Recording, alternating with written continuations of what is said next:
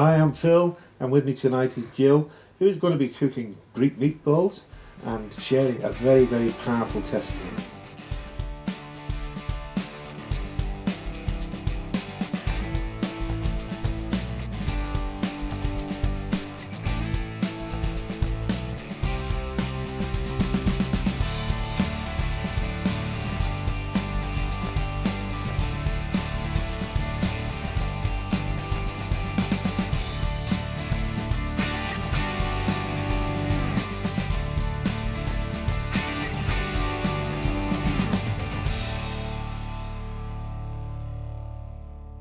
And Jill is here tonight to demonstrate some of her cooking skills, but even though she's a qualified chef and has done many different dishes, run restaurants, owned your own restaurants I believe. Yes, I have. Yeah, and brought up in a very, well, we call it a privileged background.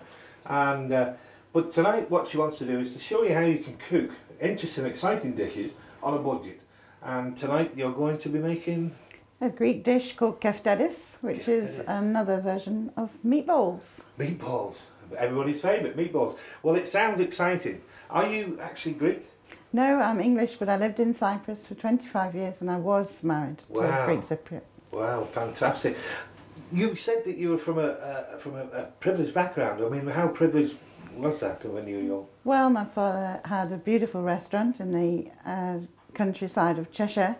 I was at boarding school and I had horses and I did a lot of horse riding too. Wow. My parents taught me to cook and yeah, it was just a really good fun until they passed away quite early when I was 17 and 18 and then life changed. Massive deal, huh? Yeah. And everything went, well, basically, as you say, downhill from then, did it? Well, it had ups and downs, but it was hard to run the business on my own, and then eventually I did give up with it and moved to Cyprus, where I met and married my husband.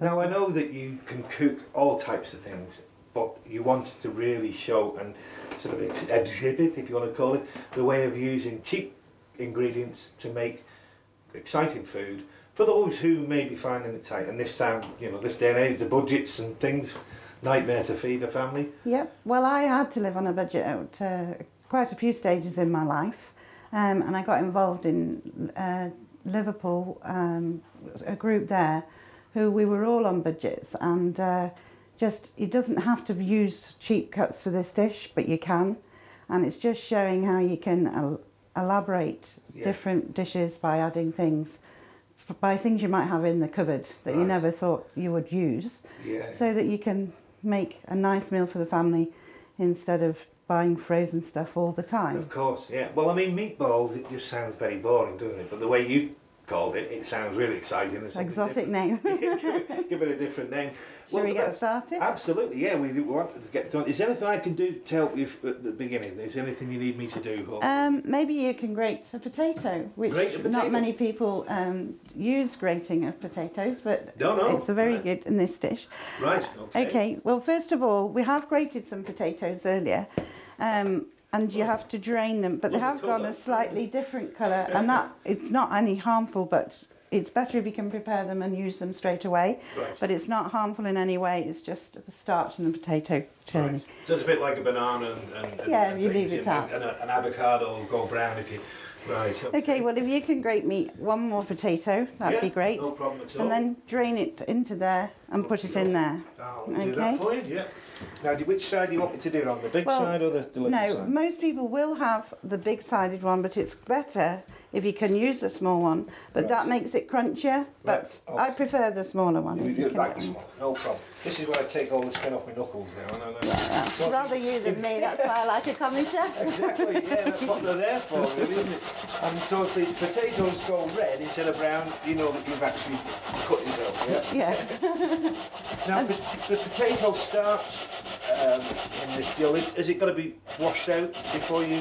No, not at all. No, just strained, because all potatoes contain a lot of water, and if you can keep them out of water, like some people prepare potatoes first and then they put them in water, if you can stop from doing that, because we're trying to drain the water out of it. Okay? Right, okie dokie. Okay, so if you do about seven 6 or 7 medium-sized potatoes. Right. And So the potato is the main part of the dishes with the mince, is it? Well, you mince and onions and breadcrumbs, yep, So- and then herbs. So we've got basically the main thing is the potatoes, the mince, onions, and herbs and other bits. Is that fine? That's absolutely fine. It And then actually you looks more can, like if you haven't got one cheese. of these at home, you can just drain it in your hands like so, Right. because some people don't have all the equipment, and most chefs use their hands for everything anyway. Yeah. And you can just squeeze it dry in case you haven't got a colander. If you've got one of these, put your potato in and just squeeze it out. Yeah. Okay? Yeah. And then add that. So we want it to wash that at start, yeah, but not wash it all completely. Yeah. Squeeze it. There is a big difference in colour, isn't it? And it's perfectly safe to use. Perfectly safe. So, yeah. That's Okay, fine. and then it's just 2 eggs.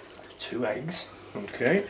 Are they just ordinary size and no? Yep, they're just medium free-range eggs, but you can use cheaper ones. Okay. Right. And then I've got a big packet of mince here because I'm going to show you also, might not be able to cook it all this evening, but I'm going to show you how we can make so many meals out of a packet of mince and a bag of potatoes, basically. It's a fantastic thing, mince, isn't it? Yeah, it's very versatile to I'm make. glad to see you using a Manx beef. I am from indeed, Manx yes, farms. Yeah. from the Valley of The only Farm. thing is, though, it can be a little bit more expensive than some other brands that you can get, but you know, you pay for what you get, don't you? I mean, if it's a quality mince, you can not so much fat. Yeah, and you're going to kind of deep fry these, so you're going to deep fry any fat that's out of it anyway. Right. Okay. Right.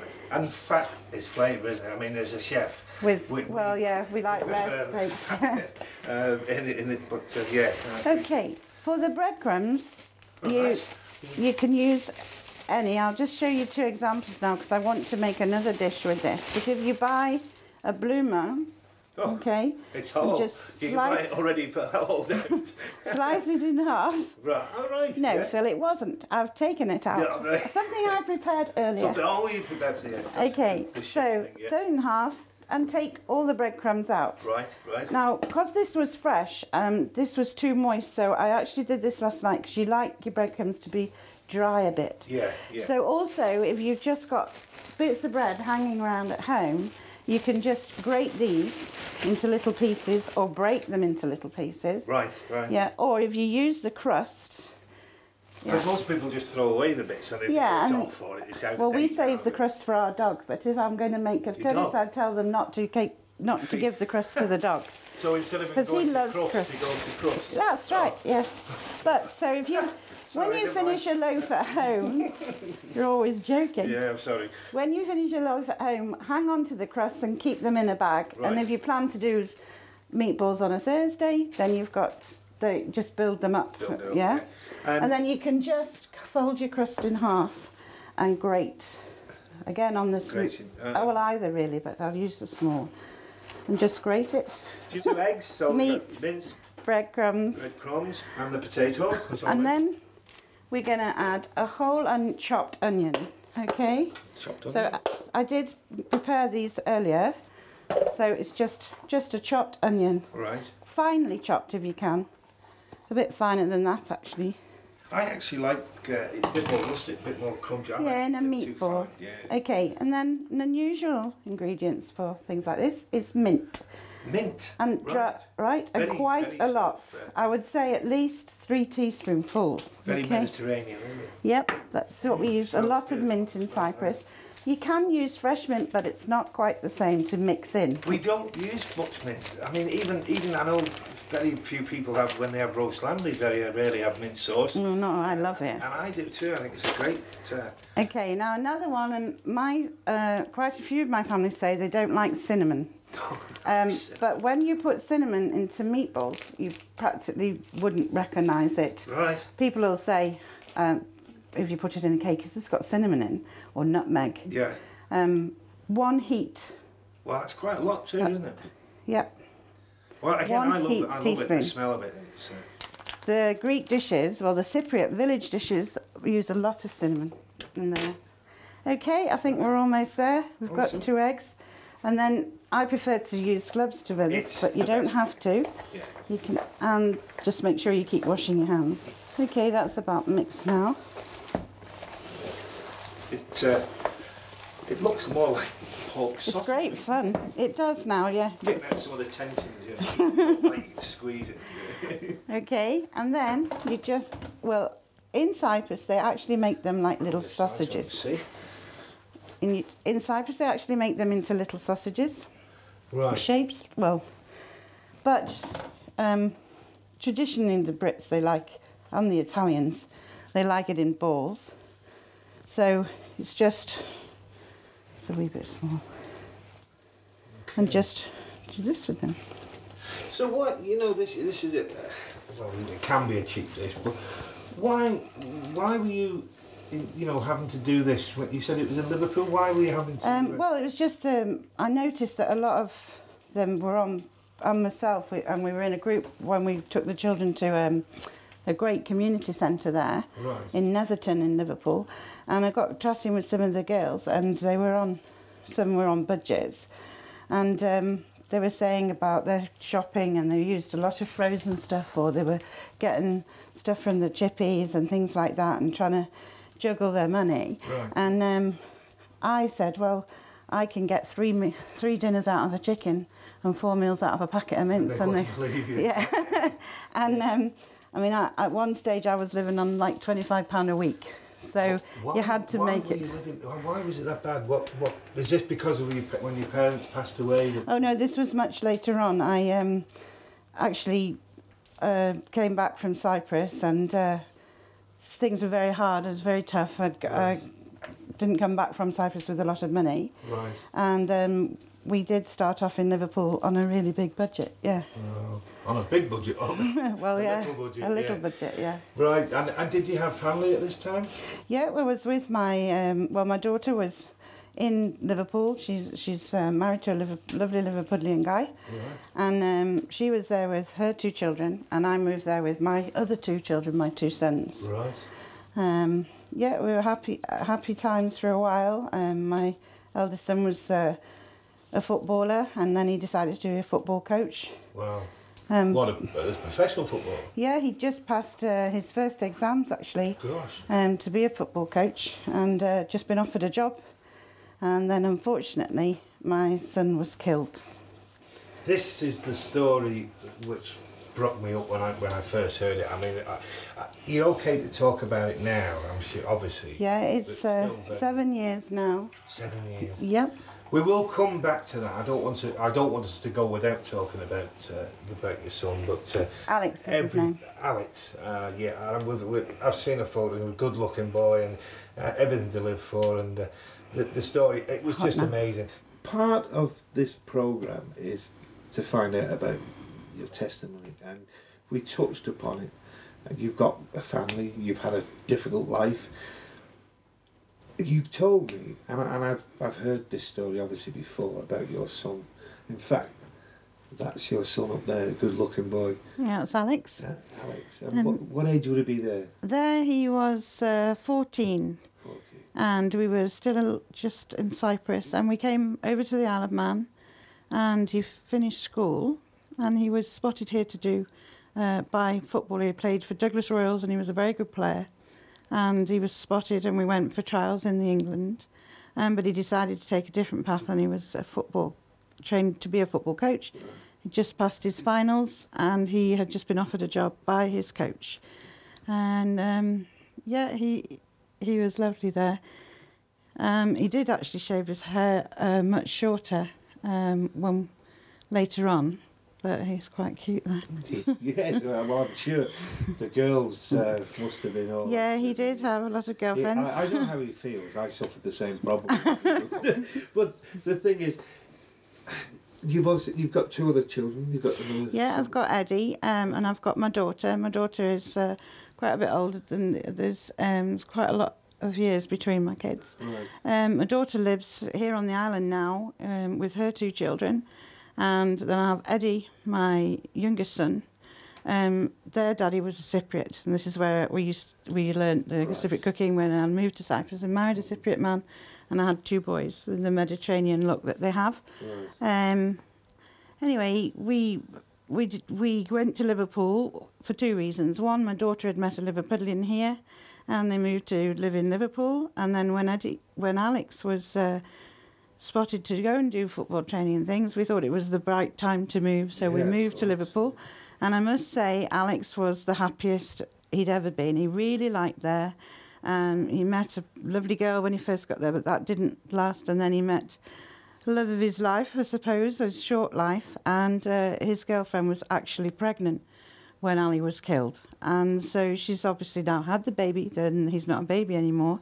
He'll be 7 in November. So we do have Alex's son, baby Liam, as I still call him. Of course. Well, he'll always be a baby. You say he was killed.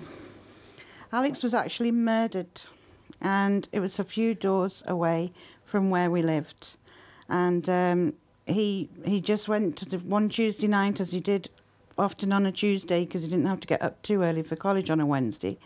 And he went down there, and it was a heavy rainpour that night, and this man was shouting across the street to get entrance into a house opposite to where my son was. And the lady of the house came out and shouted at the boy to be quiet because he was waking the neighbourhood up.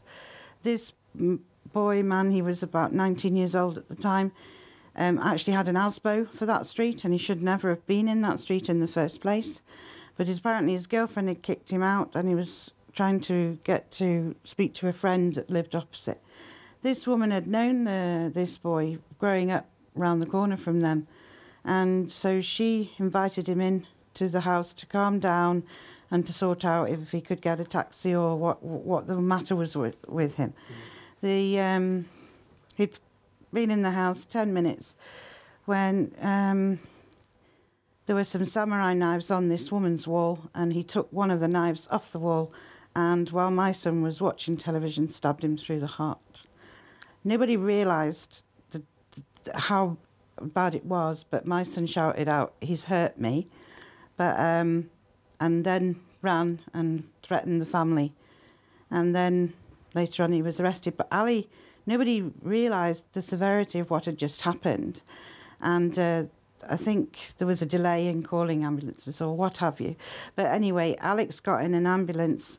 No one thought to come and get me 6 doors away, which was always hurt quite a lot, that. But, I mean, people just don't think, I suppose, I don't know. And so he actually went by ambulance, and he actually walked into the hospital from the ambulance into A&E, where he collapsed and died. But they did manage to resuscitate him, and he fought for his life for 3 days. But unfortunately, he died on the Saturday night, just before midnight. So, yeah. Okay, so just to add your meatballs, keep your fingers out of the oil. So there's really the basics is very, very easy to do. So easy to do. And you're cooking almost immediately, aren't you? And then while those are cooking, you can just get another batch ready, like, you know, and just keep rolling them. And you don't have to have them round, you know, you can have them so there's no sausage shape, any shape, no. But if you're going to serve them like elaborately, you can make like a nice sauce to go with this, with tomato, like, well, in the trade we say Provençal, but you can use a very, very basic, everyday pasta sauce. Yeah.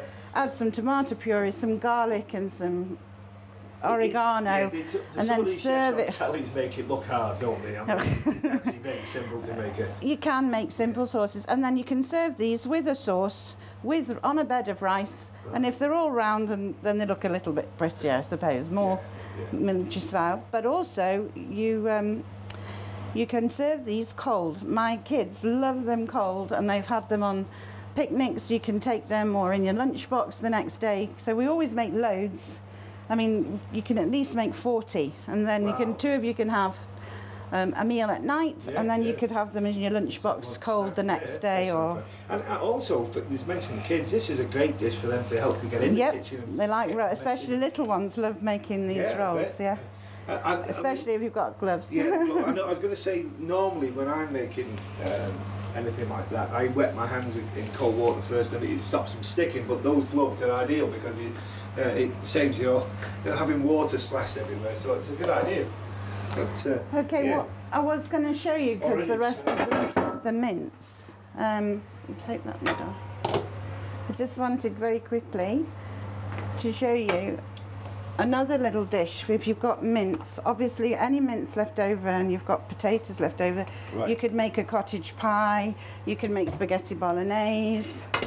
Okay, so put a little bit of oil, but I'm going to show you a version of like a homemade pizza, French bread pizza. Cool. Excellent. So you've used the bloomer that we got the breadcrumbs out of earlier. Yeah. Okay. And usually around the house you've got an onion, so you think, what can I use the rest of the mince with? So chop an onion. Chop an onion. Onions are the most staple vegetable. Yes, someone once told me it was the most used vegetable in the world. I can imagine. Yeah, a lot of people. I think it was in a quiz, and everyone's put potatoes, but we. Yeah. Well, most potatoes must be pretty close, but I mean, during biblical times, onions were around, and even leeks. I mean, we think of leeks as being quite a modern vegetable, but during Christ's time, onions and leeks were very, very popular. And potatoes, I mean, they didn't come into Britain, as you know, from America. Oh, for a long, long time. You know, I think it was, what's his name? Oh, the guy with the funny hat that threw bowls, cannonballs. Oh, what's his name? I don't know. Oh. Before my time, that. Well, before my time, but Francis Drake. That's it. That's the guy. That's the guy. That's the guy. I think it is anyway. Okay, garlic, wonderful. You can just chop the garlic, or if you want to put it through a garlic press. Yeah. But just chop that again very fine. Garlic is a fantastic thing. If you love it, you love it. If you hate it, you hate it, don't you? But I remember Cypriot saying, "Oh no, I wouldn't eat that with garlic." And I had a friend who had a cafe, a Cypriot man, and he used to make the best pork sandwiches in Cyprus, and he filled the whole pork joint with garlic, and all the Cypriots used to come and queue for his sandwiches. And I know, I mean, as a parent myself, I mean, obviously the worst nightmare you can. I sadly, as you know, I'm an ex-ambulance officer as well, and I've been to incidents like that where it doesn't look bad, but actually it's very serious. If it had been another half a millimetre the other way, he perhaps would have lived, but it hit his aorta. I know that you said that you used to go to church, and you used to go. I think it's a Greek Orthodox church you used to go to. I didn't frequent it as a child. I was in nursery school. I sang in choir, and I was brought up at Church of England. I was confirmed Church of England when I was 14, and I loved doing scripture at school. And my friends laugh, but I did actually think of being a nun at one point. Wow. But it wasn't for very long. I think I met a boy soon after. But I did really love. You know, I did follow religion, but then did fall away from it through school. I mean, the point I'm sort of making here is that you actually didn't believe there was a God. No, well, firstly, I'd lost my parents when I was quite young, and other things, which is again another programme. Other things I'd done in my life, and I just thought, you know, why? And then when Alex got killed, I was like, there can't be a God. If there was, why would he make me suffer many things? But the ultimate was, you know, and I just didn't believe there was a God and really fell away from the faith. And that, I mean, for most people, any trauma would make you feel that way, but to happen, as they say, literally 6 doors away from it, anybody would say, well, why is there God? You know, he can't be a God because he wouldn't let this happen. What changed within you? I mean, I know now that you're a Christian and you think totally differently, and you know, many of us who have come to Christianity late in life have gone through lots of trauma, and we've seen a lot of these awful things. What was it that changed and now makes you a believer, especially after this beautiful boy was taken from you? Well, I didn't have this, that some friends and people that have given testimony in church, I didn't have this bolt of lightning and Christ came into my life. That just didn't happen. It was a general, really, first of all, it was some friends who were great friends in Living Hope, just particularly a couple, Billy and Warren. I used to chat to them. They were customers of mine and got chatting, and different stories passed, and they said, you should try coming to church again. And I was like, no, I don't believe in it. And it's like, you should. And they slowly got me there, and I got to church, and I really, you know, got I really felt at peace, a lot of peace. I found a lot of friendships and people were very happy. And I started really then trying to learn more about my Bible, talk to different people, and then I got talking to Jonathan, and then I needed help with a parole hearing that I was going to, and I was going there to read a very powerful statement, which I did read, and I'm again about to do it in November, because I went there because I wanted to forgive him. This is the word forgive here. It's just awesome, and I've met Robin Oak, who forgave his son's murderer. How can you, as a parent and that loss, say you want to go and forgive this guy? Well, for me, I didn't want to keep dwelling on the act and the person that did that act. And my pastor helped me by saying, by forgiving him, then a lot would lift from me. And it took a lot of convincing and a lot of prayers. But he said that I would feel better, and I had the faith that I would. Just turn them round. If you use a holy spoon. Like, you've been in there quite a while, you've not gone really I did black. turn it down slightly, oh, the yes, oil. You did. Always put them in a hot oil. So the next batch, I tend to turn it up a little bit. Right. And then just turn those round. You want to cook food, don't you? And people say if they float, they're ready. Right. With this, you can just check the colour. My son prefers them a little bit crispy. Other people prefer them a bit soft. It's a kind of a trial and error thing with this. Right.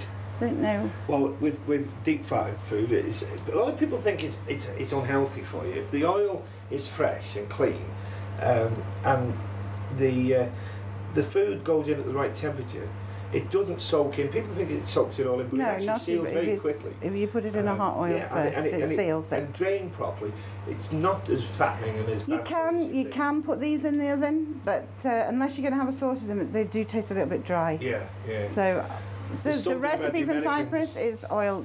The Greeks love their oil. Yeah. Well, that'd be olive oil and stuff. Yeah. But now they're saying that rapeseed oil, isn't it, is the new olive oil, which is supposed to be fantastic stuff. I've personally not used it, but I've heard people like it. I've tasted it. But it's not the same with dipping it in bread. You know, good olive oil is great. I tasted the rapeseed oil at the food festival we had here. Oh, right. They were advertising it for sale there. Yeah. It's awesome. And I think also the Americans, I mean, they love everything fried, don't they? I mean, everything that's deep fried is ace to them. But I think there is a definite taste to deep fried food. Again, in moderation, isn't it? Okay, I think this oil needs to go up slightly now. Right.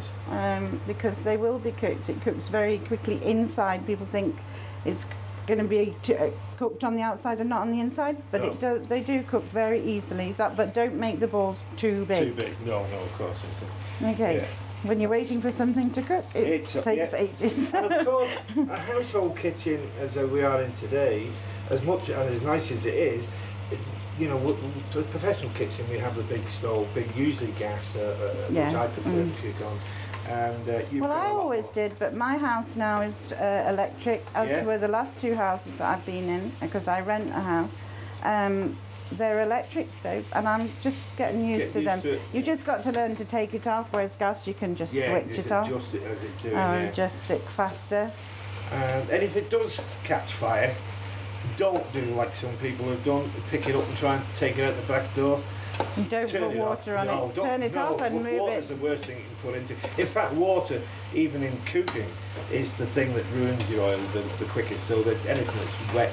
But if it does go on fire, for those who are, trying it for the first time, don't try and move it. Just turn it off at the switches or the mains, and throw a damp tea towel over it and let it go out on its own. The amount of cumin. What did you put in? The cinnamon. You can't. I would have thought you would have been stronger. You can't, but the mint, and it's just so simple. No, I think it uses out in the cooking, and that's why the oil can't really be used after, unless you want a flavoured oil for something else. But Okay, we're nearly done with this one. Again, so you can use, like professional chefs would boil their tomatoes and make their own sauce, etc. Or you can just go and buy the very cheap one, which is, this is a very cheap one. But you can get nice passata, you can get some lovely pasta sauces with garlic, with herbs included. Yeah. But if you're on a budget, just buy the basic, and then you've usually got some herbs at home, or the week you've got a bit of extra money, buy a box and they'll last you forever. And then just add some oregano, or tarragon, people like, gives it a nice flavour. But basically I think oregano's very good with mince. Yeah. Basil's very good. It's very Mediterranean too. Pizza, people are used to having that on pizza and stuff. I always put a stock cube in to give it a bit of flavour. Yeah.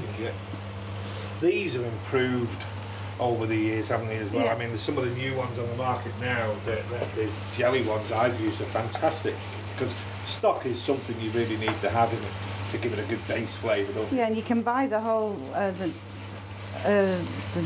in volume of the sauce now, you know, the actual stock in a, that's right. They're really nice. But again, they're a little bit expensive. It's better to boil your own chickens or bones if you can. Oh yeah. Okay.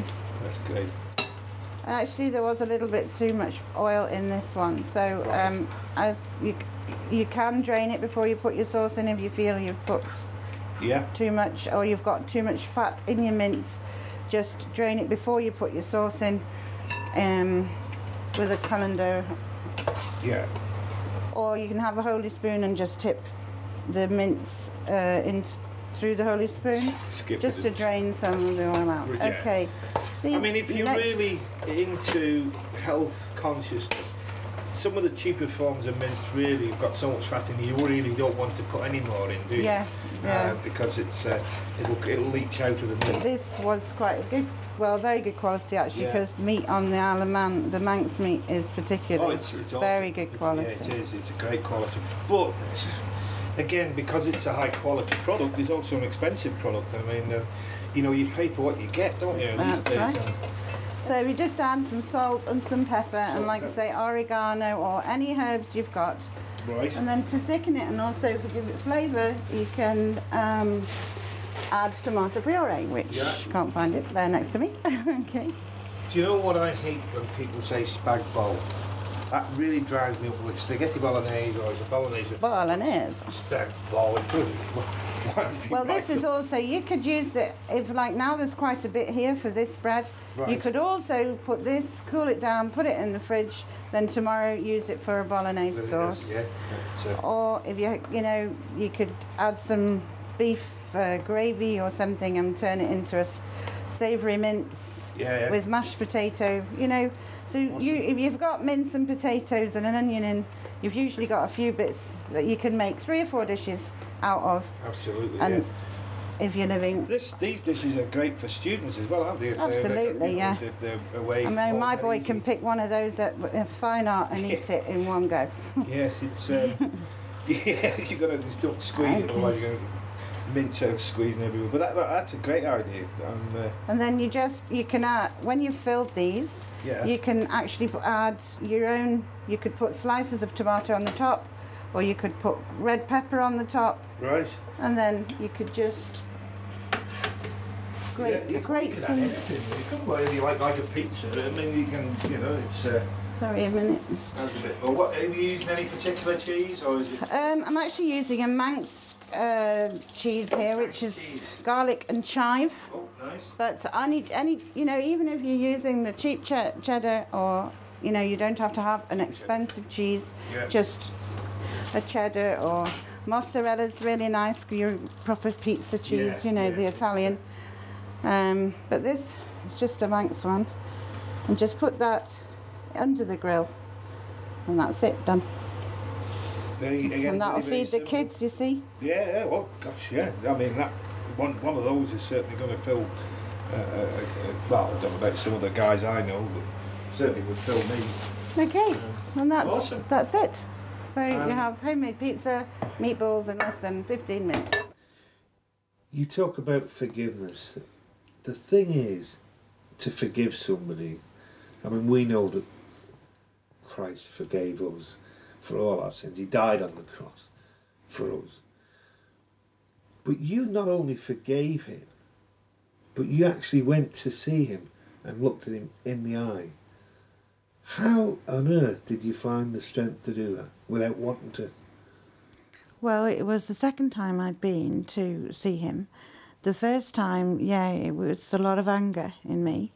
And my statement, I wanted him really, you know, to suffer. Of course, yeah. But the second time, having found Christianity, I hadn't been baptised again by that time, but I was learning, and like you say, it was round about the time of Easter. Right. And we were in church and they were saying about building up to Easter and about Jesus and the forgiveness and he dying for us, and, you know, and I thought, and Jonathan's like, you know, if you do this, if you can do this, you'll feel so much better. And I did. And so I gave, no, I didn't give, sorry, I went to the prison where he is, and I read out a statement, and my daughter was there, and my son's girlfriend was there with a picture of his little boy, and I read her statement as well, because she was unable to do it at that time, which was a very powerful statement of how her little boy, how my grandson has to grow up without a father, and people ask him at school, where's your daddy? So her statement was a really hard statement, harder than mine to read, actually, because I'd done mine before.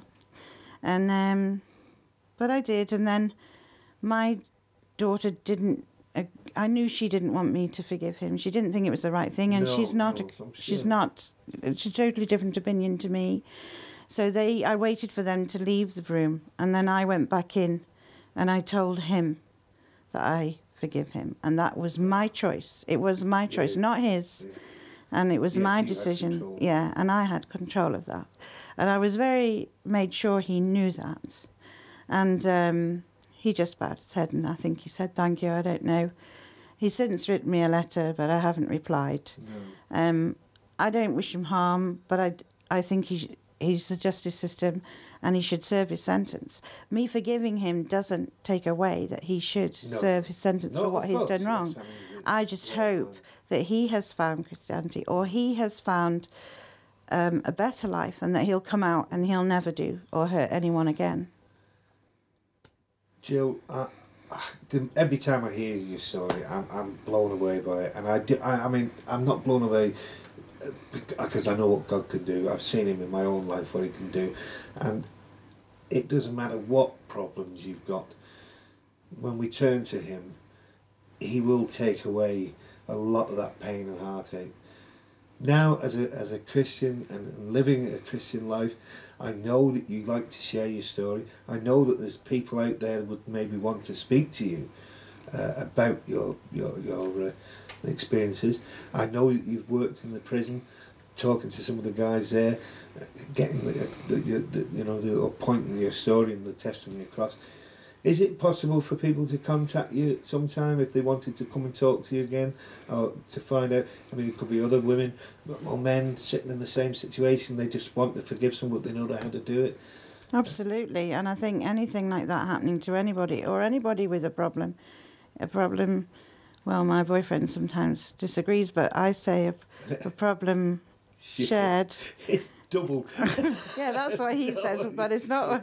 I just think it helps if you can voice your problems and get them out of you, and and if you can get help from other people, and if I can help anybody, then yeah, that's fine. Yeah, I mean, I did used to work with a group in Liverpool. It wasn't anything to do with Christianity, but it's just a support after murder and manslaughter, because no one knows how you feel. People say, "Oh, I know how you feel," but unless you've been in those shoes, you don't know how they feel. No.